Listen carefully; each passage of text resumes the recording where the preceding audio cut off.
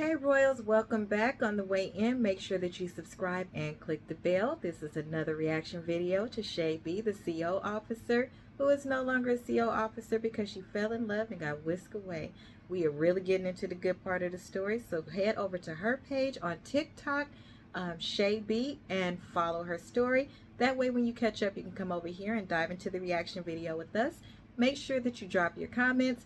And as well, if you have any title suggestions or any subject matters that you want to discuss, go ahead and email them or drop them in the comments. But you can email them to talktomadam@gmail.com, and we will take a look at those and absolutely include them into our sessions.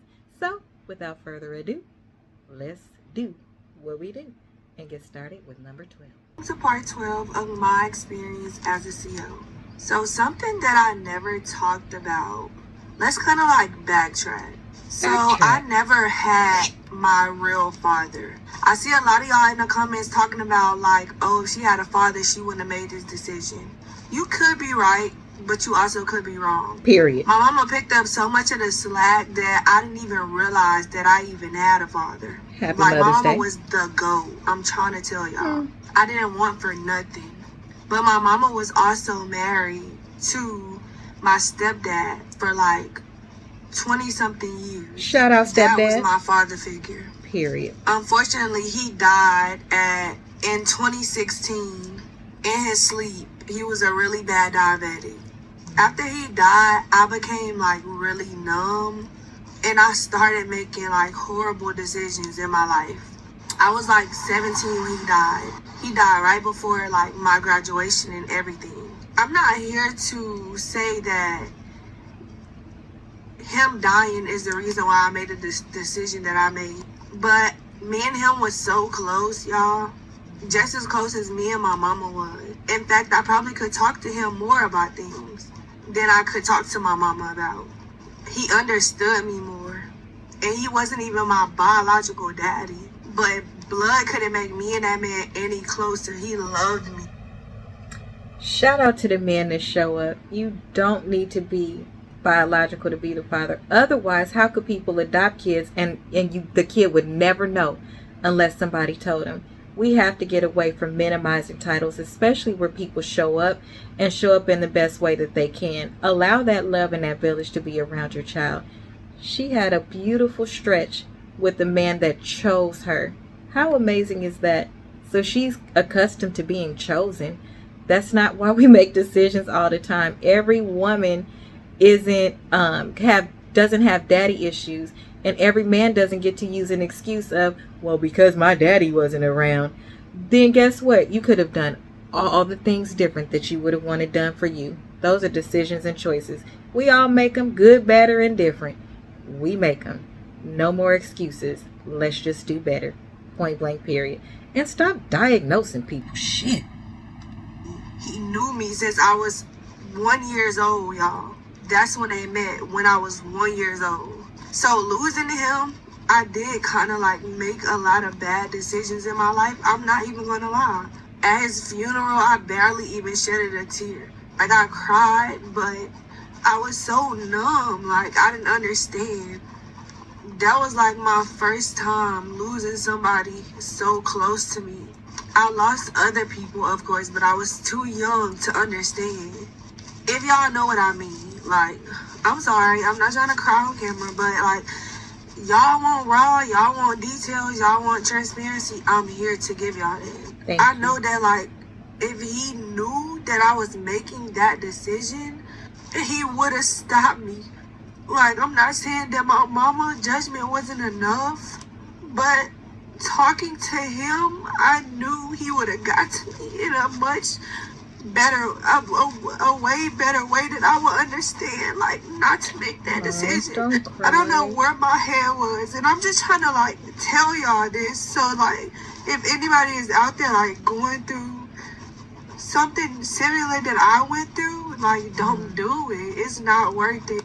Yeah, I went through a lot, but it was such a learning experience. And like telling y'all this story and like looking back at everything is making me kind of like reflect and understand, like, maybe I wasn't at my best. Maybe my mental wasn't like right. at that moment. Because now I know, like, I would never do nothing like that ever again. We have to start getting into therapy. What I have observed based on my experience is that those that are Caucasian, honey, if they get a divorce and their child is in kindergarten, they're in family therapy. They're always in therapy. And I can remember growing up, and it's two things that we would kind of make fun of, not realizing the value in them. And one was calling somebody a trust fund baby.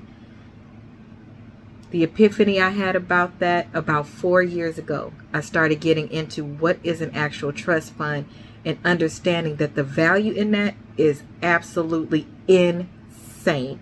So once I learn more about it, I will pass that information along. But start looking into that. And then two, it would be, y'all always in therapy. Where my ass should have been. It is so important, because the longer we allow our own thoughts to develop wings and fly, they can take on a life of their own, and it adapts to whatever we have around us, whatever we attach to feel better, i.e. addictions, i.e. bad decisions. And you don't realize that they're bad decisions at the time because you don't understand why you're doing something. It seems completely logical and it seems normal to you. But if you had the tools and the resources to have put those thoughts into the place where they belonged, we would make different decisions, which is why each generation should get better. And that is one thing that I do like about social media. I can listen to other people. I can hear that, oh, wow, somebody else thinks that way too. Because if you don't and you remain isolated, you think that it's just you, and it deters you from talking about certain things that we should talk about and expressing certain feelings that we have. And we gear towards more the anger, attitude, angry black woman, those type of things, you know, the ones that I identify with, when really is hurt, scared, traumatized, lost, don't understand. We just don't have the tools and the resources that we need. And learning a lesson along the way versus learning the lesson based on what happened so that we can process how we live the rest of our life is much better. We don't have to live in hurt. We don't have to learn lessons based on going through something.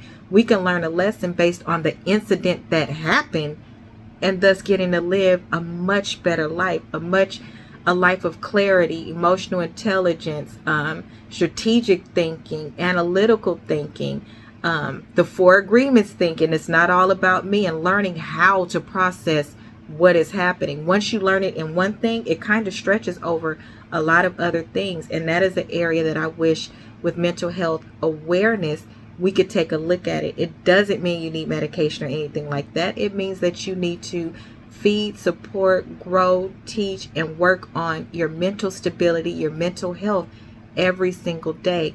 Just like if you were in the gym and you work on your body every day. The stigma is out of control.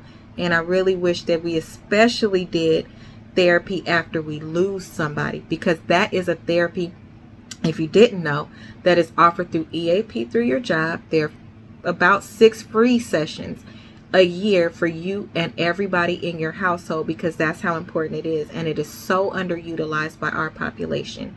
Please get into that more, especially with children. A child is not too young.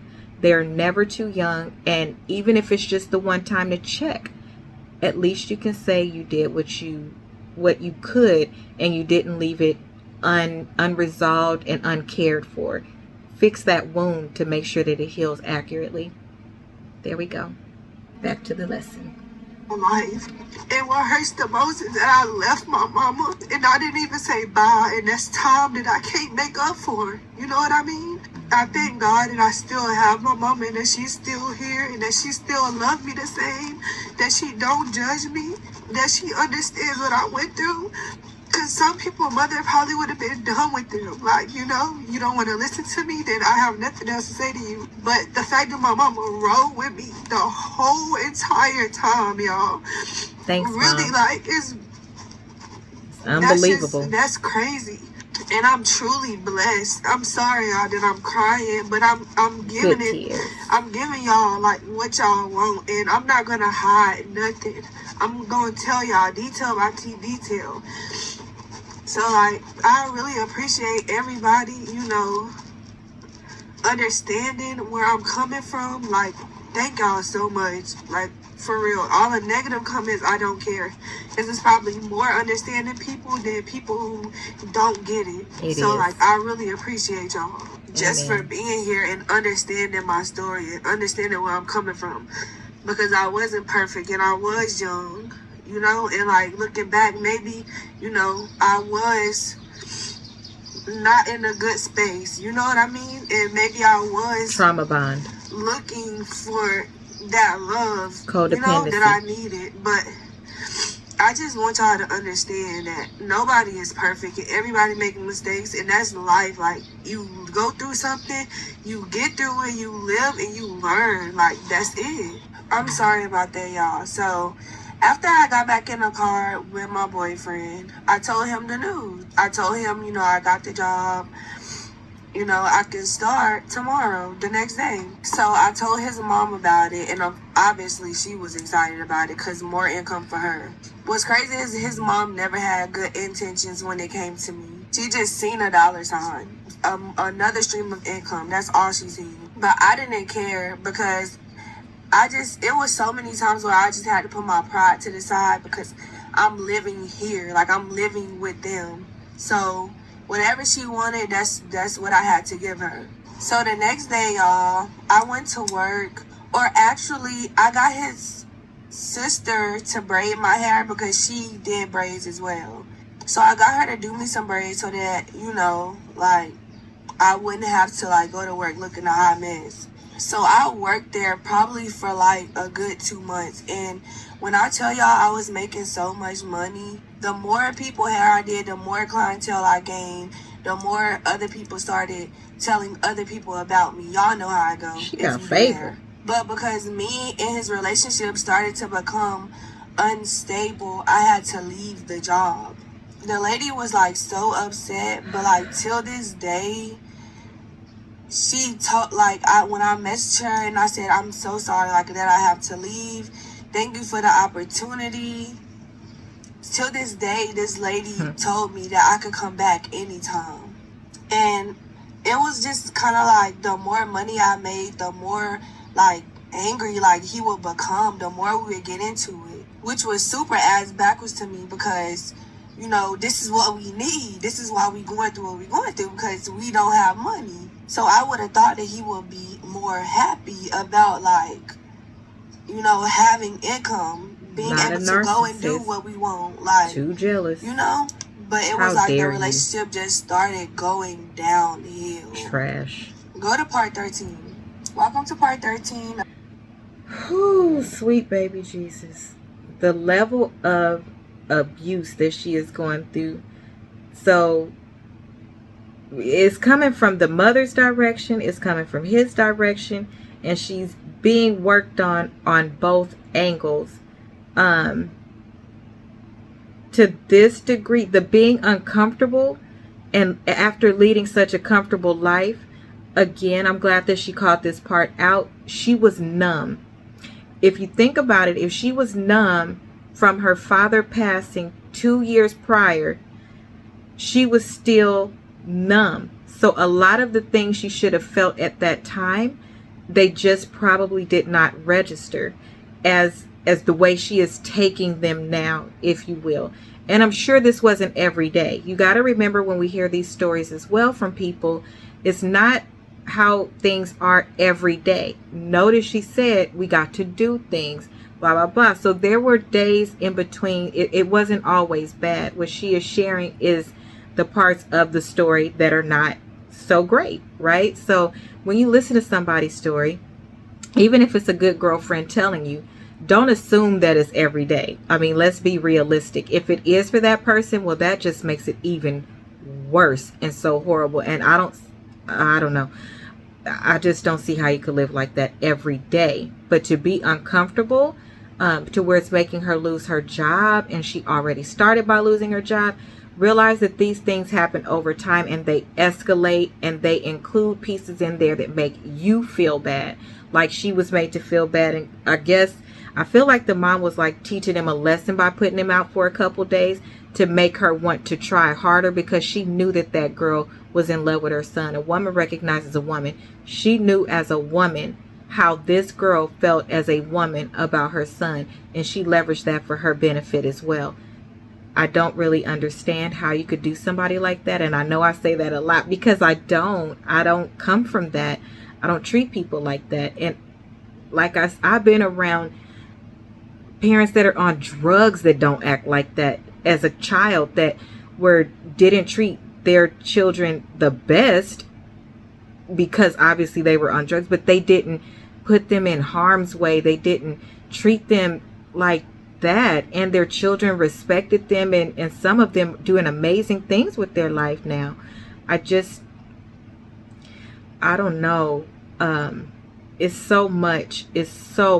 Healing is very, very important, and taking care of yourself is very, very important. And I'm sure if the mother, I think when I talk to her and do her interview, I think I want to talk to the mom too, because I want to ask her, does she think that if she would have gotten her into therapy after the father passed away, especially with the key indicator that she didn't cry, do she think that things would have been different? Like, what tips would she give to somebody that is going through this with their child, and what would she have done differently now hearing everything back? I think I will ask. So let's head over to part 13 and go from there. I hope you're enjoying the ride along the way. Make sure that you share in the comments what you would do, what you have been through. Let's chat it up in the comments. And then also, if you have a show idea or you want to give a reaction and want me to include some of your feedback, leave it as well if you get ahead, and I will make sure to do that and copy and paste and highlight the comment within the video. Thank you to all of my supporters. Thank you again for me reaching a new milestone, and continue to share, support, and get other people to join as well. Thank you very much, Royals. Have a good one. Bye-bye.